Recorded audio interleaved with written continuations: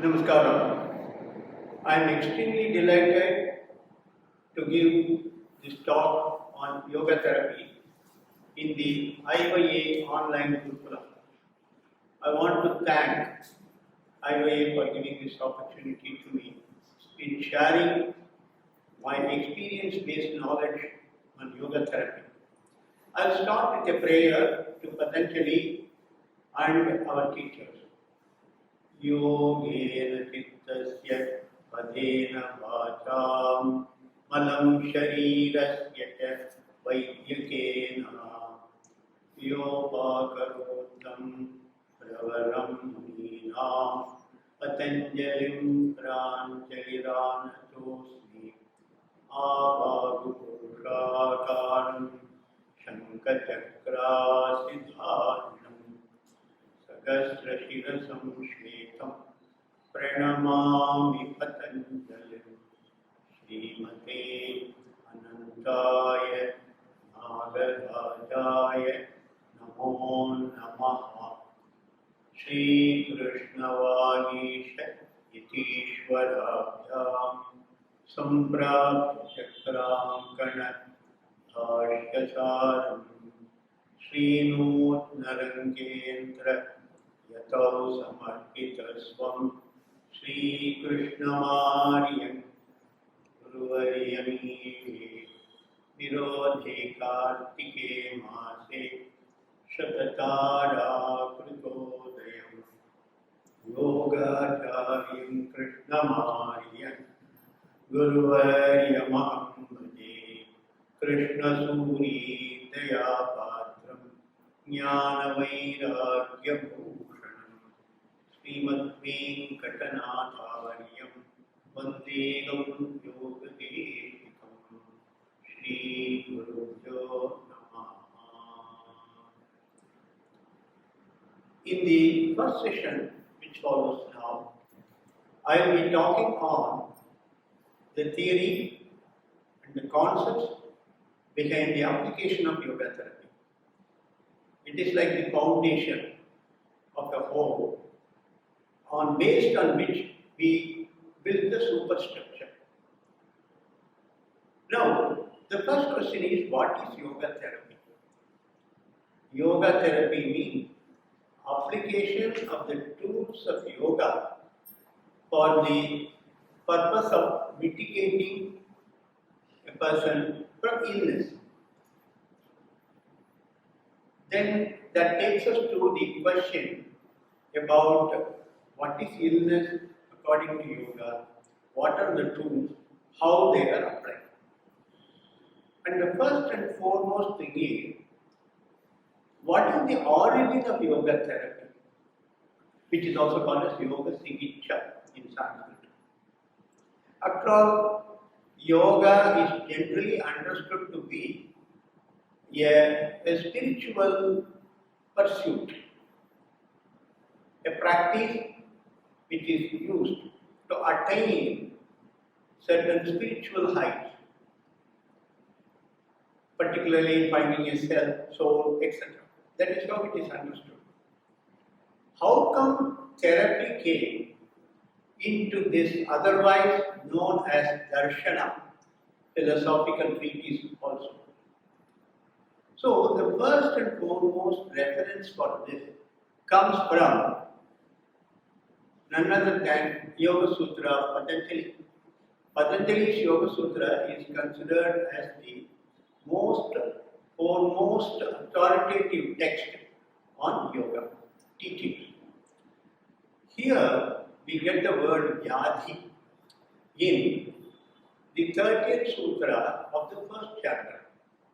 It goes like this: Vyadhi, Dhyana, Samshaya, Pramada, Alasya, Avirati, Jhanti Darshana, Alabdha Bhumikatva, Anavastitatvani, Chitta Vishepha, Te Antaraya. So, a list of 9 conditions are given, of which the first and foremost is Vyadhi. Vyadhi, the Sanskrit word, means illness. And finally it ends with the word Chitta Vikshepa and Antaraya. So the word Antaraya means impediment.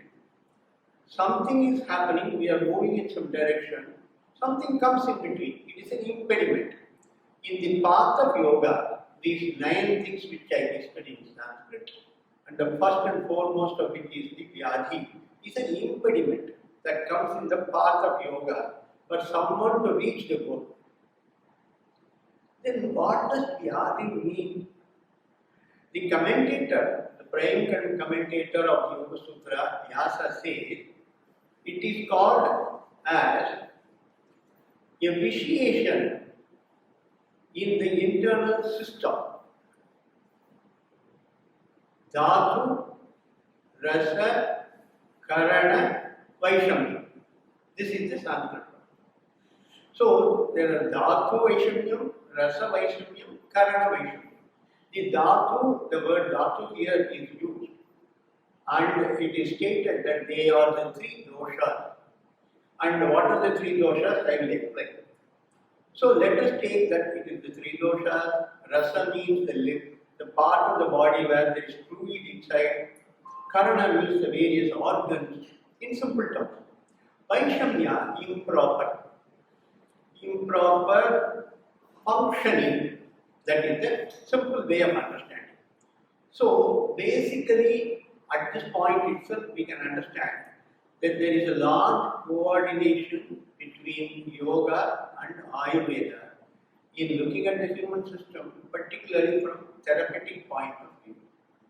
So the first and foremost reference comes from the Yoga Sutra itself in the 30th Sutra. And the commentators go at length to talk about this illness. Now, there is one more sutra which talks about this, which is in the 3rd chapter of the Yoga Sutra, Vibhuti-pada. It is, the sutra goes like this, Nabhi-chakre kaya vyuga jnanam. Here, very interestingly, the 3rd chapter talks about application of samyama, an intense focus on various objects, which is outside, inside. And when one is able to do this sanyama, an intense focus, the person gets complete knowledge. So, the intense focus here is Nabhi Chakra. Nabhi Chakra means our navel, basically, simply understanding. When one is able to focus on the navel, Kaya Vyuha Jnanam, Kaya means body, Vyuha means arrangement. A complete knowledge about the arrangement of the body. So commentators go to say, they say that this is not simply a physical arrangement of the body like where the various organs are placed, but it also talks about how the internal functionings are happening. So this is something like a direction to a therapist. So when the therapist in yoga wants to do something on someone, the person must have the intense ability to direct the mind with an intense focus. Now, these 2 are mainly the references which talks about the origin of yoga therapy itself. So, yoga therapy starts from the time of Yoga Sutra itself, which is around 3000 years old or even more than that. Now, is there any other textual references which go towards this? Yes, there is a reference, there are a number of references, and I would like to present here a reference from Hatha Yoga Pratipika, a 13th century text, which is also a very important yoga text. In that, in the first chapter, in the asana segment, when the author is talking about, Swatmarama talks about, the author is Swatmarama for Hatha Yoga Pratipika. He says, the result of asana is Thairyam, Arogyam, Angalaga. These are the 3. When somebody does asana, what happens? The person is able to get Thairya, firmness, and Arogya. which is absence of illness. Angalagavam, lightness of the body. But for us, for this context purposes, the word arogya is important. So commentator Brahmananda in his commentary, wonderful commentary called Josna, writes that here the word arogya is to be understood as an absence of illness, and roga means illness. Roga comes from the word sankape. So it is absent aroga, arogasya bhavaha. So absence of illness is arogyam. And here the commentator straightforward quotes the 1.30 which I quoted about the Yoga Sutra. So he also talks about this and says the reference can be taken from the Yoga Sutra 1.30 Vyadi, and he also talks about it as the Chitta Vikshepa. So these are all a very few references which I am giving. So going back, the origin of yoga therapy starts as far back as the Yoga Sutra time, and the Yoga Pratipika. Of course, there is a reference in other texts also, including Yajnavalkya Samhita. There are texts like Yoga Ragasya. Vishnu Puranam talks about illness, even though there is no direct reference to yoga and yoga therapy. There is a large reference about illnesses, which is quoted in a text called Yoga Ragasya. Now, having stated this, what is the concept of illness first? What is the concept of illness as it is understood through Yoga Sutra? It is understood as a Chitta Vikshepa. So, Chitta Vikshepa, the mind is confused. It is in a state of total confusion, and that itself is called as an illness. So, confusion can lead to illness, illness can lead to confusion, both ways. One can be a cause and one can be an effect, vice versa. And this Chitta Vikshepa is the most important point. What are we trying to remove is totally the Chitta Vikshepa. And when the Chitta Vikshepa is removed, illness is also taken care of. How it is done is the first chapter itself. There are about 9 tools which are given there, which includes Ishvara Pranidhana, Prachardana Vidarana Vyamba Pranasya. I will take up some of them when I am going to talk in the second session about the tools. Presently, what I want to present is, so your illness is considered to be a Chitta Vikshepa.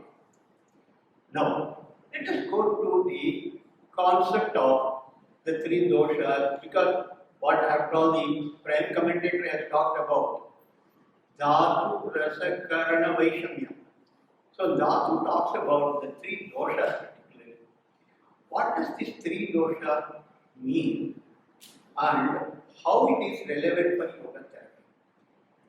Prior to that, before taking up the 3 doshas, which are called Vata, Pitta and Kapha, I will come to that shortly. Prior to that, we must know how the human system is looked at by yoga.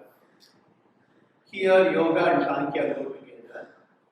The human system on which we are going to apply the yoga therapy, this system is considered basically to have 2 segments. One is called soul, consciousness, drashta. Another is called drishyam, which is the part which is used by the drashta. In a different way, if I put it, one is called purusha, consciousness, soul. Another is called prakriti, nature. To make it simpler, that part of the body which we see when we see ourselves in before a mirror or when we see someone else, that part which is evident to us, with which sometimes we react also. We act. That part is known as the prakriti part in us. Okay, we have a stula part of the sharira, and there are senses and mind. All together, is called as the Prakriti partner, known as Drishyam, which is used by the Purusha inside to interact with the world. Now, immediately talking about in relevance to the yoga therapy, there are different characteristics for these two, but they are interlinked. The characteristics of Purusha is completely different. The characteristics of Prakriti is different. But there is a strong link between them, and that is how the life goes. This Purusha is conscious, it's consciousness, it is conscious, it is aware of everything, it is knowledge, and it has experience. But this Prakriti is matter. It is Yada, called as Achetana in Sanskrit, and it is made up of the three gunas. The three gunas are Sattva, Rajas, and Tamas. But the soul is not made up of the three gunas. Now, what is the reference of this to yoga therapy?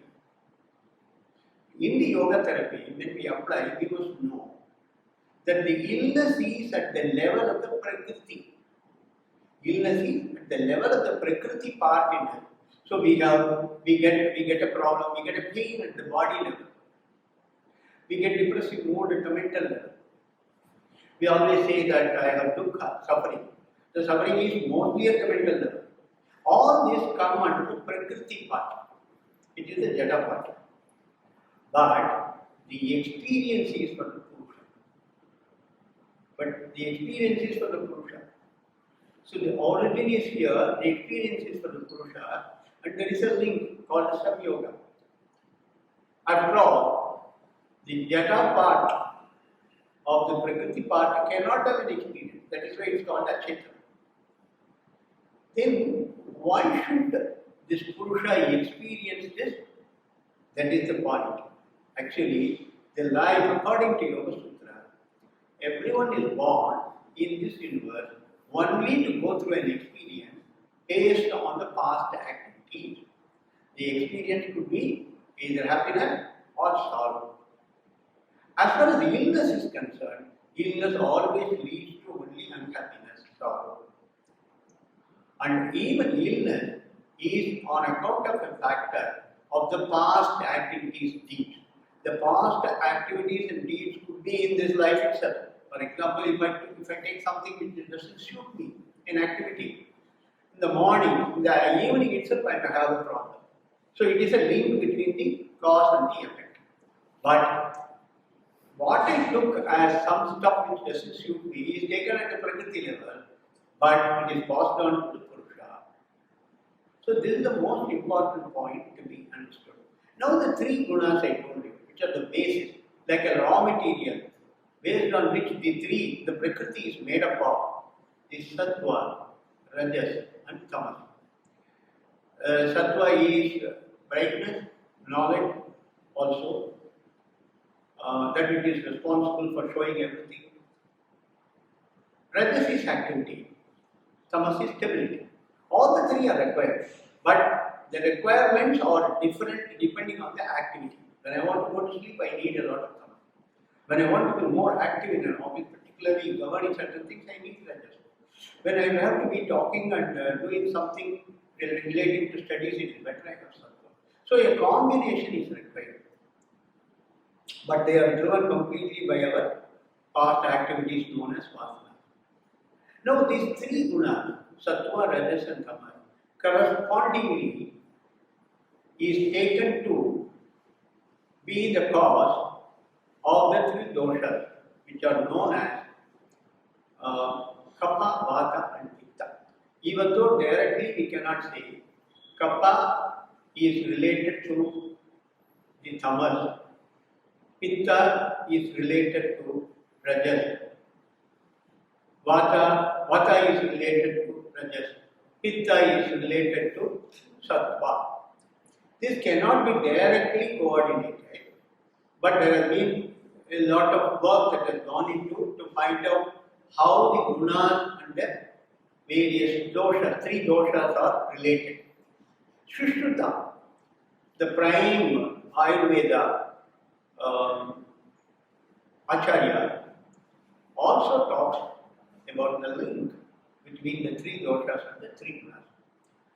In the case of yoga therapy, both the gunas and the doshas are involved. Certain tools are used in a particular way to directly affect the doshas. The doshas, I tell you again, are the offshoot, outcome of the gunas. In fact, they are expressible on account of the gunas. How does this link come? Let us see. The link is like this. According to Sankhya, the evolution starts at the level of the three gunas.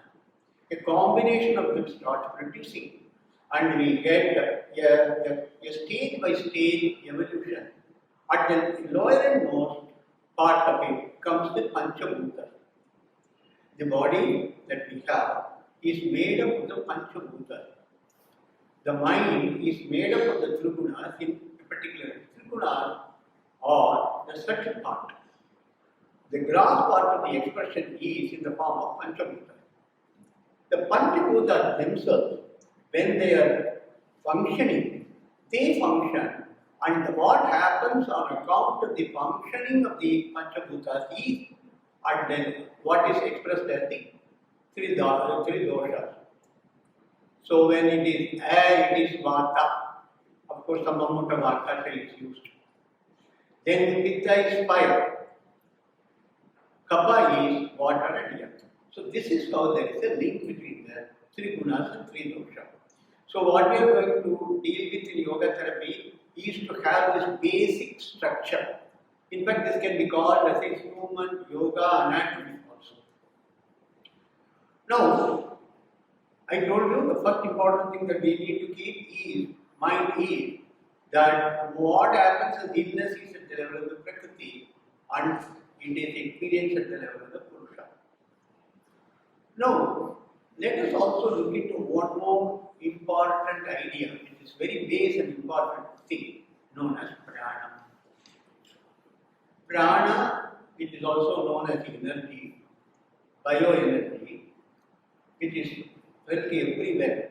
Wherever you see energy in any form, it is an expression of prana. This prana in us, in the human system, is the binding link between Purusha and Prakriti. So Purusha and Prakriti are bound on through the link of prana. In fact, that is why when someone dies, we say it is the prana which has left. Hateva Pratipika says, Marana means death. Death is a segregation of the prana from the body. Prana, Deha, Viyoga. So death is nothing but the prana leaving the body. But this prana is not the consciousness, it is a sakha. It is a friend of the consciousness. What is the role of prana in yoga therapy? Most important role it has. What is happening at the level of the Prakriti, which is undergoing the illness, but experienced by the Purusha, they are all on account of the prana. Prana is that which maintains the body at all levels. And it is the prana, an excess of the prana in a particular place, or a deficiency of prana in a particular place, which is the cause of illness. This prana has to be moving in the body continuously to keep ourselves fully fit. The prana moves in nadis. There are 72,000 nadis which are all over the body. There are special places where these nadis are joining, granthi. They call it as granthi. Granthi means like a knot, also known as chakra. This prana has three important functions in us. The prana cannot be seen by naked eye, but prana can be felt. When we are very tired, we say the prana is less now probably. When we are fully agile and going around, the prana is full in us. This prana determines our lifespan. The prana is responsible for physical and mental activity. When, in fact, in Veda, there is a story where a teacher is giving an experiment to his disciple, asking him to go on fasting. And slowly he is reducing the food of the disciple. And when the food is slowly reduced, and this disciple is asked to do chanting, Vedic chanting, at the end of that phase of the fasting, when the student is asked to be on total fasting, he is not able to recall and even recite anything. So he starts giving him again slowly, then he gets back. Memory, expression, everything is related to prana. This prana in us moves in completely in through all the nadis. We get the prana in three ways. One is through our food, that is our food. The food should be very proper. Another is through the air, another is through water. Food, annam, water, apa, vayu, air. These are the three. In fact, the purity of all the three is important for us to get the prana properly.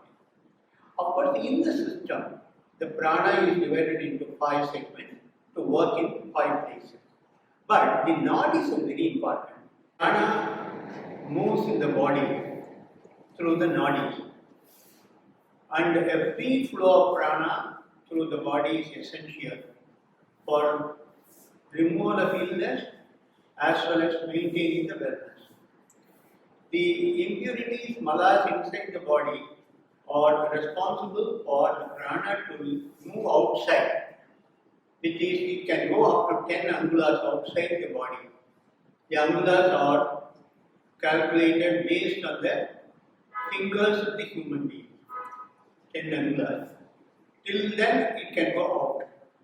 When the malas are removed by using the internal fire, the Agni, the prana moves into the system. And he is considered to be a yogi whose prana is inside the body without dissipating outside. Also, it is the prana which helps in removal of illnesses in the yoga therapy. In the second session, we will see the principles behind the application of the yoga therapy. Thank you.